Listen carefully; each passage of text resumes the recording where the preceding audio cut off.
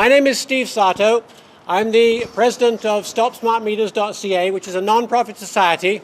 And our focus, our mandate is to organize and eventually run a citizens initiative along the same lines as the HST, the initiative that defeated the HST last year. So anyway, we're gathered here once again outside Dr. Kendall's office to deliver a message.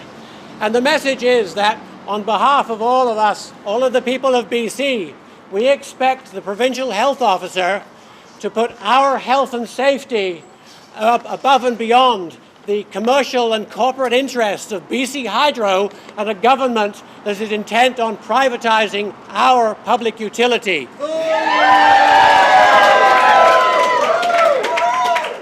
I take the liberty of talking on behalf of all or the majority of British Columbians for one simple reason, and that is because 42 municipalities, as of, I believe, yesterday, have voted in favor of either a moratorium on or an opt-out from smart meters. And they are the legally elected representatives of the people of British Columbia.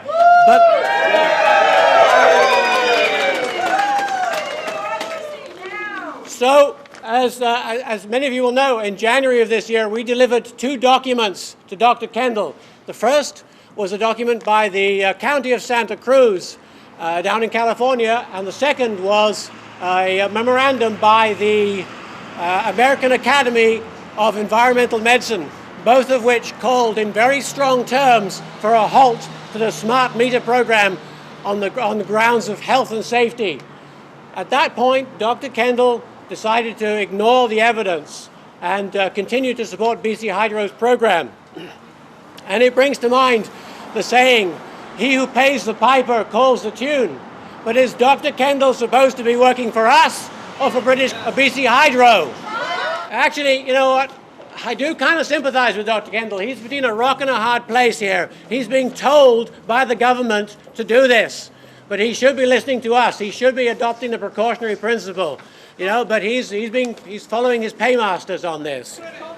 So we're here today once again to deliver that message and to emphasize our message by delivering 160 plus scientific studies and articles that highlight the health and safety implications of electromagnetic radiation. This is microwave radiation. Whatever BC Hydro may say, it is microwave radiation, and it is harmful at levels that are significantly less than the levels at which the smart meters operate. Amongst the documents that we'll be delivering, there is categoric evidence of DNA damage, permanent DNA damage, of blood-brain barrier damage, of multiple disorders like genetic defects, infertility, the list goes on. And this is just the tip of the iceberg. And if Dr. Kendall continues to refuse to take this information seriously, the next time we gather here, it will be to deliver 1,000 signatures, 1,000 documents. And the next time after that, it'll be 10,000 documents, because I can guarantee you that there are that many documents that show the harmful effects. And eventually, Dr. Kendall will see the writing on the wall. Hello and welcome to Face to Face. Our guest today is Walt McGinnis. On May 9th, Walter and a large group of people, this was back on May 9th, appeared in front of the office of Dr. Perry Kendall, who is the Provincial Public Health Officer for British Columbia, an appointed position appointed by the provincial government. They brought to Dr. Kendall's office 160 reports, 160 scientific reports, showing that the microwave radiation emitted by smart meters poses a health risk to people. And what you're going to be seeing in this program is what happened on May the 9th. So, Walter, the next speaker, I think, is Dr. Martin Blank. Maybe you can say a few words about Martin. Dr. Blank is a world-renowned scientist. He's spent his career studying the effects of electromagnetic radiation at Columbia University in the United States. And basically, he's looked at how cells behave under the influence of electromagnetic radiation, be it power frequency radiation or cell phones or smart meter type radiation. And Dr. Blank just points out that the cells respond in the same manner practically, that they see a foreign type of energy. The cells try to protect themselves, and it can set off a whole chain of reactions in the body that can eventually lead to illness. We used to have a Senator, Daniel Patrick Moynihan, who said, everyone is entitled to his own opinions, but not to his own facts. And I think one of the interesting things is that the facts in the case of electromagnetic radiation are overwhelming.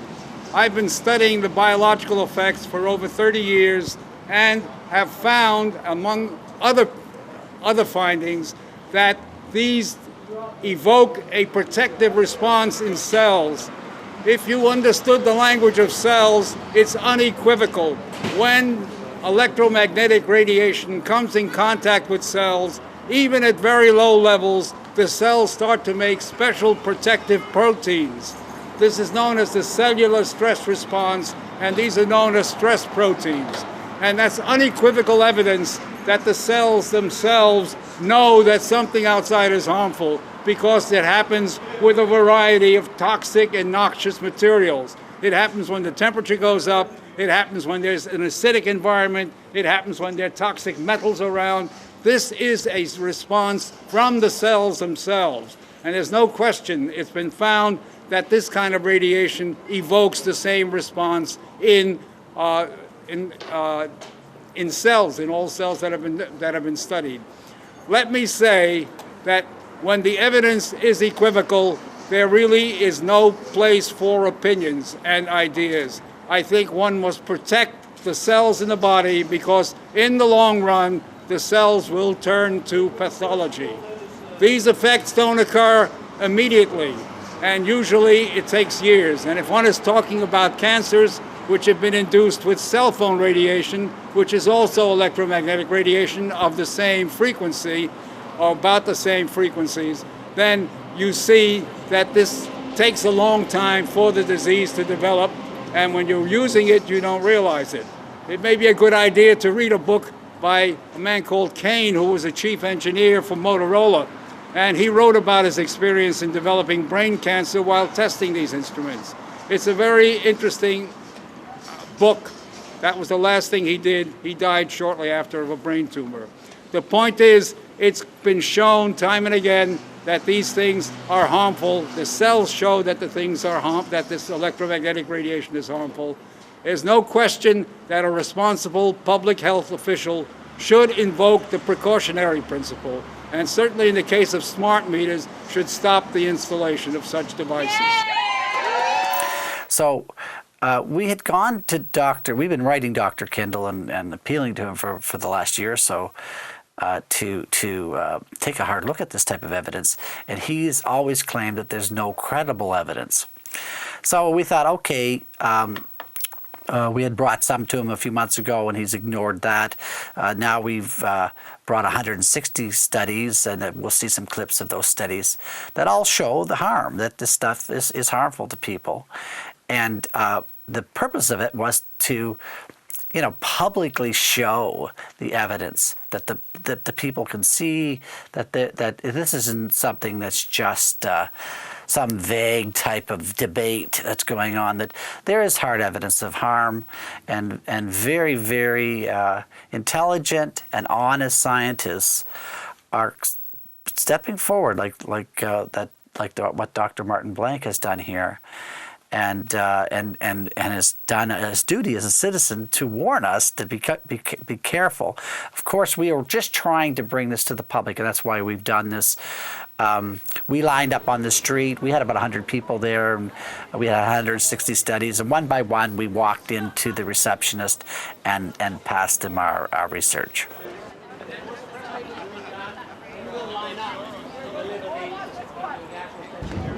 Over here, hope I don't lose them all. Thank you. Take one. There you go, Monique. Perfect. Thanks. Please just move into this lineup, okay? And let the lineup go down the street. This one? Yeah, this one. Okay.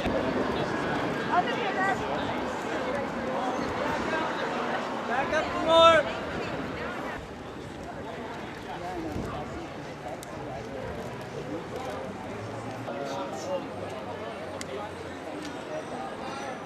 Hold your thing.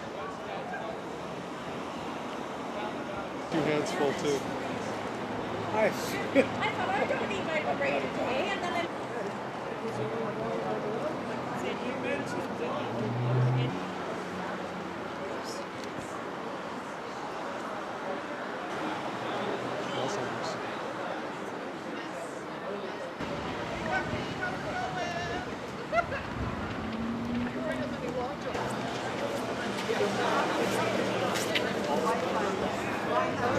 I want to acknowledge my protest to the smart meter installation. Thank you.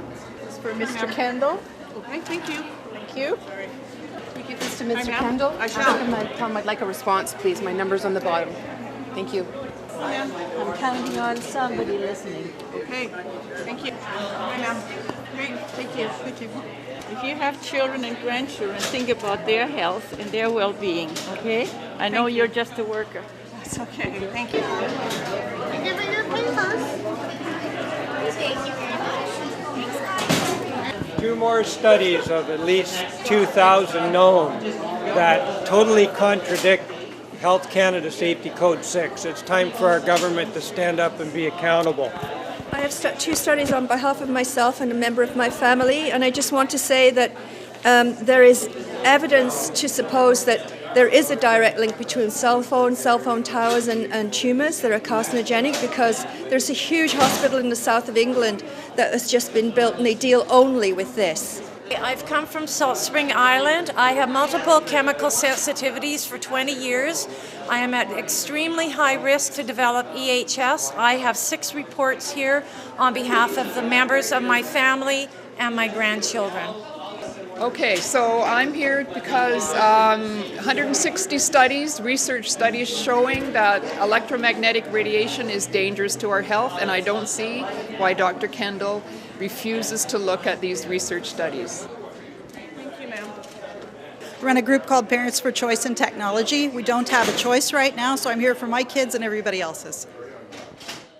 Now, what is Dr. Kendall's position? Is it that there is no credible evidence that the microwave radiation from smart meters, Wi-Fi, and cell phones, there's no credible evidence that any of that is dangerous? Is that what his position is? Basically. Yet, you have handed in 160 scientific studies that say something very different. So there is credible evidence. Mr. or Dr. Kendall may wish to ignore the evidence, as it seems are the media and all the politicians, but there's no lack of credible evidence. Well, you know, you're always at a loss of words. What does it all mean, Jack? I mean, this is reality. These studies do exist. We're doing our very best to let the public know that this research does exist. And we have Dr. Kendall just saying it doesn't. So at some point, something has to give. And that's what we're saying, is that eventually good common sense will prevail, hopefully. That somebody in the government will realize that they can't hide this truth under a basket forever. The light has to shine, and this evidence has to be brought forward, and we have to take steps. We have to take precautions about this type of technology. Wireless technology is known to be harmful, so we have to use it in a very cautious way. And there's no need for smart meters to be wireless. Am I That's correct? correct. That's correct. They can be simply a wired thing, just like the old telephone lines or whatever else is going on out there. Yeah. And you avoid this whole issue. Now, there's a lot of other issues as well. Oh, yeah, you can really open a Pandora's box when you start discussing the meters themselves and how they work. There's no need for this type of technology, period. We have perfectly working type of technology. The old analog meters, they work great. You know, somebody comes out and reads them once in a while. It really doesn't cost as much to have the meter readers do the job. And the whole analysis about how we're going to be saving energy or turning our power back on more quickly. And these are all inventions. There's no evidence whatsoever that any of these benefits that they're claiming exist. In fact, where they have had smart meters in other jurisdictions, the opposite's been the case. No energy's been saved. Oh, by the way, everybody does pay a lot more on their hydro bills. And, there's no net benefit for the public at all, except that the corporation does get a little bit more money. And I've been dealing with Perry Kendall off and on for the last 2 years. And I can tell you, he does have an opinion, and it's a wrong opinion, but he supports it all the way along the line. He goes so far as to saying that the BC occupational safety, when it says that no worker should be exposed to a 2B carcinogen, and that includes Wi-Fi in schools, it includes smart meters in workplaces, he says in his opinion, the IARC decision that radiation is a 2B carcinogen doesn't hold. He doesn't recognize it. He's not an expert. He has no training. It's his opinion, and his opinion is going to kill us. He is being disdainful. He is mocking. He has said that the IARC decision to make radiation a 2B carcinogen is the same as with coffee and pickles. It's not. It's the same as with DDT and lead. And he is misleading people by mocking and demeaning this IARC decision. More than that, he is refusing to answer the public's questions, and it's his duty. I have here a letter. I have a letter from someone up in Lake County who has been writing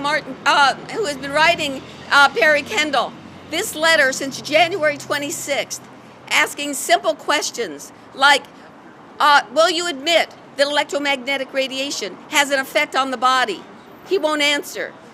Do you admit that there are people who are sensitive to electromagnetic radiation? He won't answer.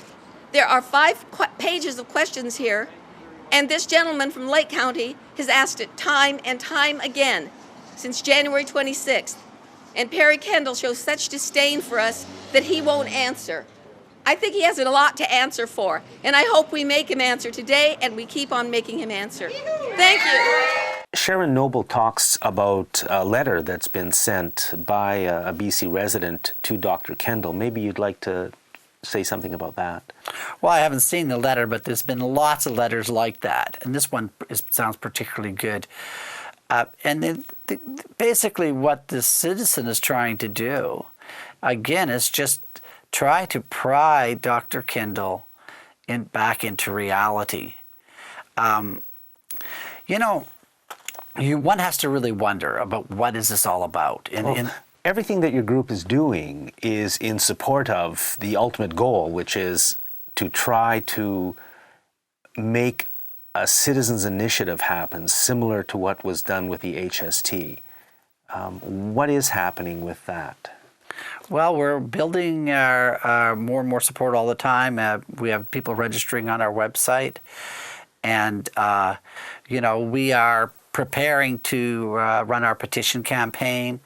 And if we get enough signatures, we're going to we'll be allowed to have an initiative vote, like what happened with the HST.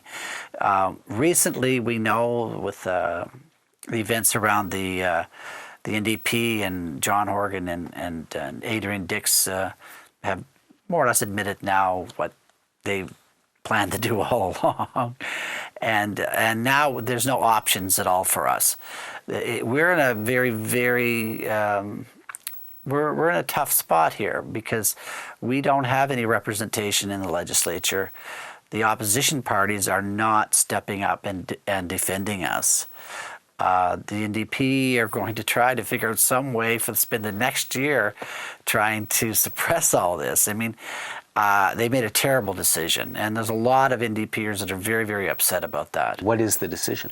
Well, they're just going to go along with BC Hydro and Accenture, and they're going to they're saying, we have already spent the money and we're just going to go ahead with this program. But, it isn't just the money about spending on this program.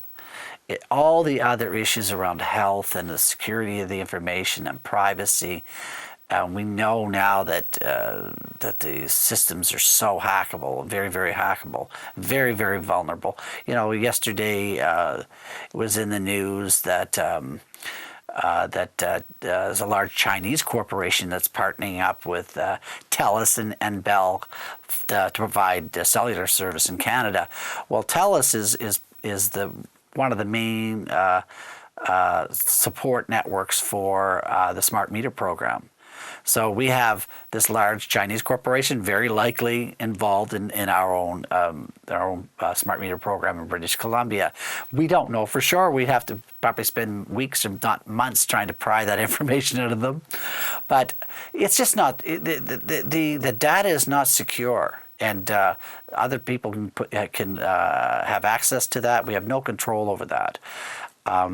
So basically, democracy is being threatened here, Jack, and we know the climate in this country right now with what's happening federally, BC 38 and the Conservative Party, and these are measures that have never been done in Canada before, sweeping changes, and we have this old Campbell regime with Christy Clark trying to hold things together, but we pretty well know that party's going to disappear.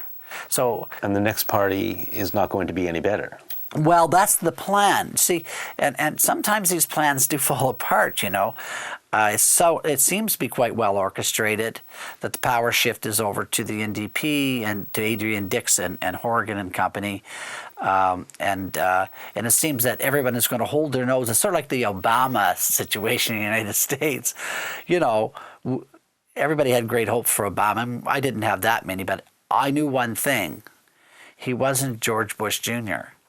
And no matter what, Adrian Dix is not Gordon Campbell. And, you know, you just have to realize that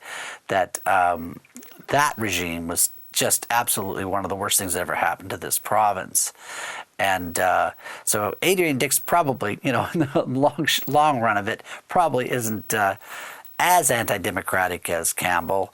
But still, he's playing his cards in a way that he's saying, okay, I'm going to go along with the power brokers here. Accenture and BC Hydro are huge players in this province. The other people involved in this program, like Corix and the other people that are involved in installing the smart meters, are very, very powerful and very, very rich, and they're all parts of very large multinational corporations. They're sending a message to these entities saying, don't get too excited, guys. It's business as usual in British Columbia. You know, we'll oppose the Enbridge pipeline, for instance. Let's posture a little bit and say we don't want the pipeline because, you know, we can't do anything about it anyway. We can say anything we want. It's a federally regulated decision. But on a decision that they could really do something about is the smart meter program, they've abandoned us. So really, we got a year before this election. We're going to try to raise awareness in this province as best we can. We're in an era when everybody's really strapped for cash, and I have to appeal to the viewers that we are in a time right now that we want to run this initiative vote, and we have to do our petitioning. We want to reach the public with ads and such. And if anyone could find it in their hearts to donate to our group, would be much appreciated. You can just contact us through stopsmartmeters.ca. And there's ways that you can donate. And now's the time. You know, the public has a chance right now to rise up, you know, and just say, no, it's not going to go quite that way. We're going to do something a little different. We're going to stand up for democracy, and we're going to stand up with protecting people's health, and we're going to try to get a little bit of power back. You know, we just have to act like citizens and really, really not accept the status quo.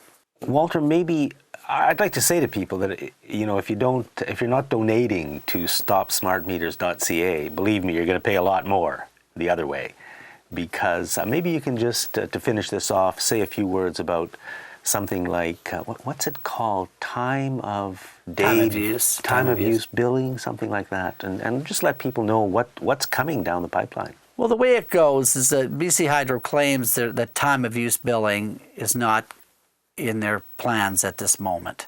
The technology that in the smart meter program is matched perfectly for time of use billing because they can register exactly when you've consumed your energy by the second, all day, every day. Hydro's claiming that's not in the cards, but in other jurisdictions, the meters have been rolled out. The appliances have been rolled out with the Zigbee chips installed that can talk to the meter, and they have employed time of use billing. Right now, we're paying exorbitant rates for our hydro. Our rates have jumped up at about 50% over the last year or two, and only heading higher. So the only possible way that we can get control of BC Hydro is through a government that's going to do the job for us. And it's very, very plain that Adrian Dix and John Horgan are not going to do that for us. No matter what kind of a song and dance they plan on doing, the bottom line is we're going to be paying a lot higher hydro bills over the next few years. And by the way, we have to pay these higher rates to pay off General Electric and Westinghouse and all these guys who built these run-of-the-river dams. And we're having to pay them several times more for the power than what we can actually generate it from. So we're losing $200 or $300 million a year at least for those bad contracts that go off into the future for 30 years. That's a legacy of Gordon Campbell. Thank you, Walter. Any last words you'd like to say? Well, visit stopsmartmeters.ca. As I said, we are appealing for funds now. We have to run this campaign. It's very, very important.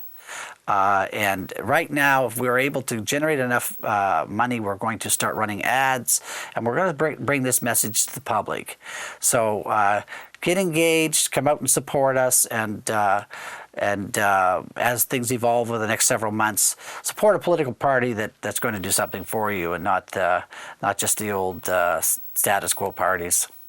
stopsmartmeters.ca. Visit the website.